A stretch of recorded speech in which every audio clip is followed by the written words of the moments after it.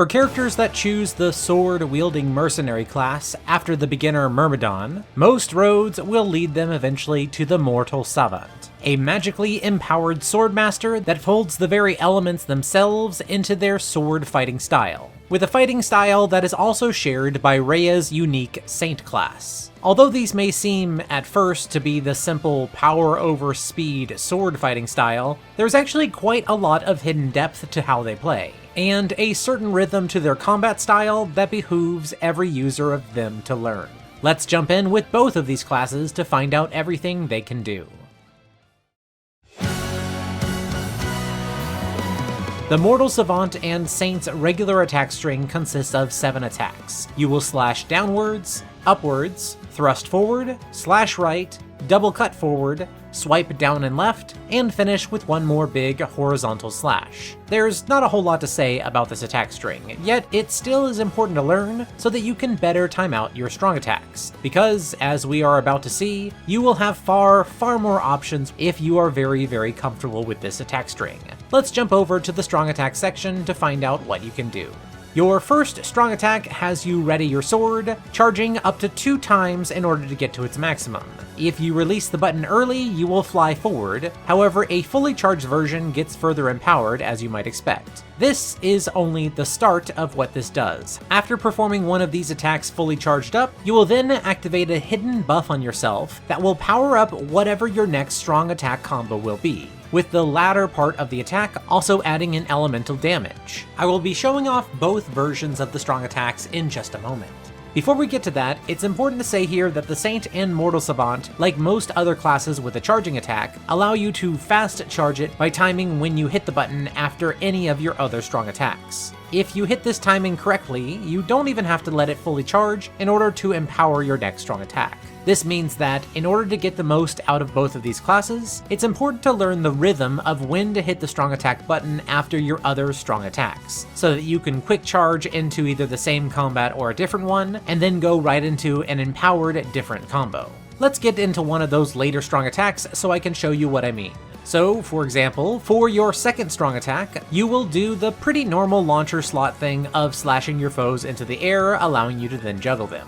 If this is empowered, what element you get later on actually depends on which character you are playing as a Mortal Savant. I obviously can't show them all, so I'll just display only Rhea here for this one, who goes into an auto slam back down onto the ground with a fire blast at the end.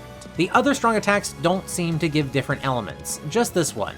Although I admit I have not checked every single character in the game as a Mortal Savant, just all of the ones that I test happen to match their 3rd through 7th strong attacks with what I'm about to say. So, your 3rd strong attack is a pretty classic kick and sword slash combo. When empowered, you will go into a stance and do one more large ice-imbued horizontal slice. For your 4th strong attack, you will do a large cut upwards, rending the air in a line in front of you. The empowered version of this attack will add in an additional cut, as well as wind elemental tornadoes that fly off with the cuts. Your 5th strong attack sees you take a stance before doing a spinning cut forwards, launching your foes into the air. When empowered, you will add in dark damage to this, and finish with a horizontal cut that flies forward with great coverage. Next, your 6th strong attack will have you fly forwards and back to where you were with your weapon, unleashing a flurry of attacks in your wake. When empowered, you will imbue your weapon with lightning, and finish with an additional attack forwards, sending out a beam of energy a short ways ahead. For your 7th and final strong attack, you will swing forwards in a circle, again releasing a flurry of strikes in your wake. When empowered, this last attack will have you add light damage in, and then finish with 2 attacks forward that send off more ranged light cuts. With all of these classes' attacks covered, we can see that there is definitely a lot more to them than it initially looks like. Let's put everything together, as well as cover the abilities they bring next.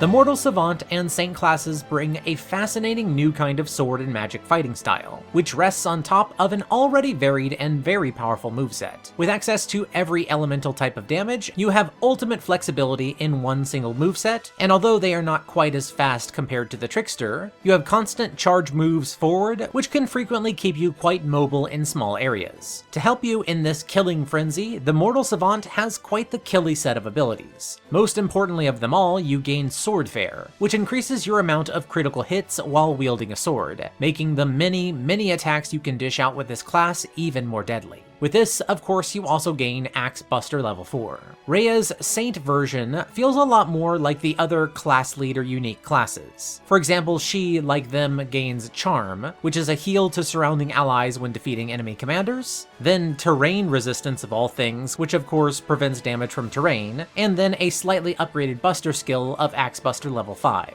Although this is not my preferred suite of abilities compared to the Mortal Savant, for example, I would give up both Charm and Terrain Resistance just to get Sword Fair with her, it matters less than you might think. Also, like the other hero units, the ability that you learn on your unique class pretty much makes up for this lack of damage, as she's able to gain the Axebreaker skill early on, which will dramatically increase your damage against axe users. At any rate, with a full understanding of how to utilize both of these classes, it should be nothing at all for you to start dominating every battlefield of Fodlan with these Masters of the Blade. And as we all know, those who master the Blade are truly the coolest of all.